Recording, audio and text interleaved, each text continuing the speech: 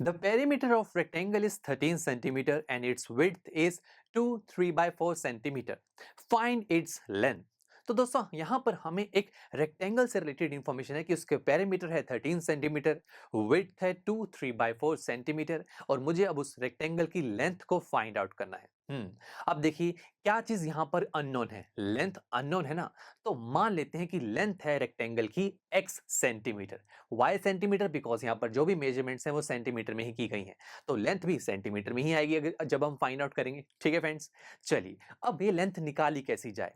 तो स्टूडेंट देखिए पेरीमीटर हमें गिवन है वो है 13 सेंटीमीटर, है ना। अब ये पेरीमीटर होता क्या है दोस्तों, किसी भी फिगर का पेरीमीटर का मतलब होता है उसकी सभी साइड्स का सम।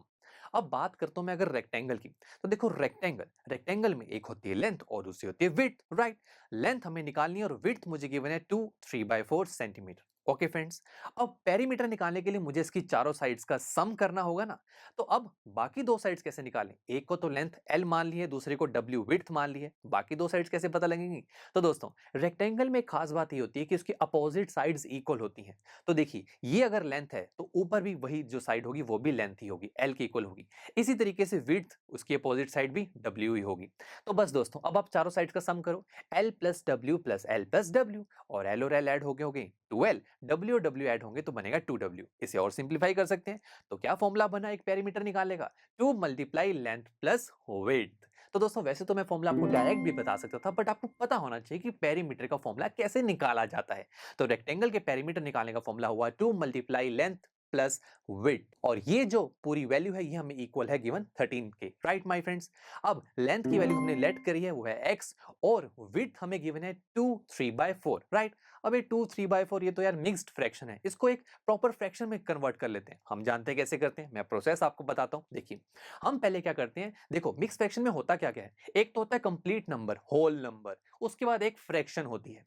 अब हम क्या करते हैं, फ्रैक्शन के डिनोमिनेटर को होल नंबर से मल्टीप्लाई करते हैं। तो 4 को 2 से मल्टीप्लाई करो, आंसर मिला 8, और इस 8 में अब न्यूमिनेटर को ऐड कर दो जो कि है 3, तो ये हो जाएगा 8 प्लस 3 इज इक्वल टू 11। तो ये हमारे पास एक नया न्यूमिनेटर आ गया।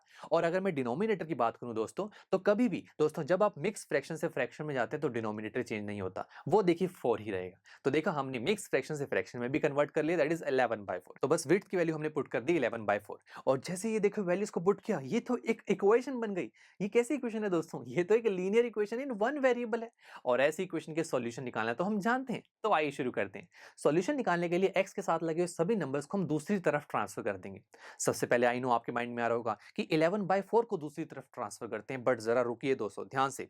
ये 11/4 क्या अकेला है, नहीं, इसके बाहर 2 मल्टीप्लाई में भी तो है, 2 पूरी ब्रैकेट के साथ है ना, तो 2x के साथ मल्टीप्लाई में भी है और 11/4 के साथ भी है। आप 11/4 को डायरेक्ट उस तरफ ट्रांसफर नहीं कर सकते, या तो आप क्या कीजिए, या आप 2 को पहले अंदर वाली टर्म से मल्टीप्लाई कर दीजिए।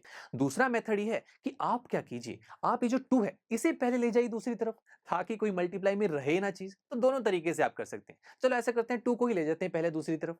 तो 2 मल्टीप्लाई में है पूरी ब्रैकेट के साथ, और मल्टीप्लाई वाली चीज जब दूसरी तरफ ट्रांसफर की जाती है तो वो डिवाइड में कन्वर्ट होती है। ये हमने रूल स्टडी किए थे दोस्तों। तो ये हो जाएगा x plus 11/4 is equal to 13 divide by 2।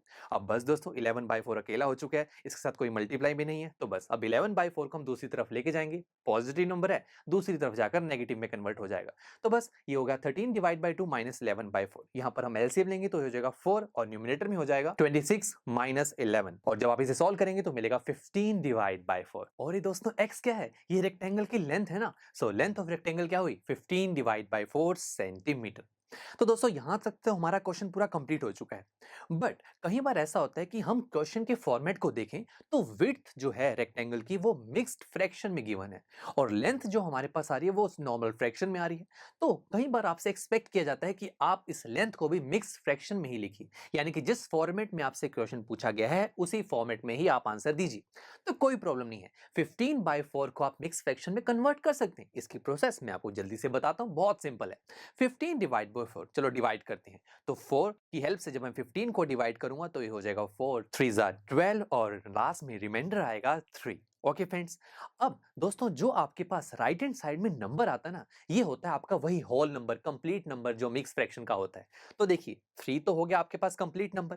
उसके बाद जो न्यूमरेटर बनता है वो होता है रिमाइंडर। रिमाइंडर जो आपके पास है वही आपका न्यूमरेटर बनेगा। और रिमाइंडर क्या है? Yes, it's 3। और डिनोमिनेटर दोस्तों वही बात। जैसे मिक्स फ्रैक्शन से जब आप फ्रैक्शन पर जाते हैं तो डिनोमिनेटर चेंज नहीं होता ना, उसी तरीके से फ्रैक्शन से मिक्स फ्रैक्शन में भी डिनोमिनेटर में कोई चेंज नहीं आता। यानी कि यहाँ पर डिनोमिनेटर 4 ही रहने वाला है। तो क्या बनी मिक्स फ्रैक्शन? 3/4 सेंटीमीटर। इसे जब आप ओपन करेंगे तो आपको 15/4 ही मिलेगा। तो देखिए यहां पर हमारा क्वेश्चन अब कंप्लीट होता है। चलिए अब मिलते हैं आपसे नेक्स्ट लेक्चर में, जहां पर हम हमारे इस चैप्टर का एग्जांपल नंबर 7 सॉल्व करेंगे। So see you there. I am sure students, आपको ये लेक्चर काफी पसंद आया होगा और ऐसे ही मजेदार तरीके से अपने हर एक कॉन्सेप्ट क्लियर करने के लिए डाउनलोड कीजिए पीयू स्टैक ऐप को, जहां पर आपके पास और भी बहुत सारे ऑप्शंस होंगे, जैसे कि back exercise solutions, tip videos, sample papers and much more. So what are you waiting for? Download the app now.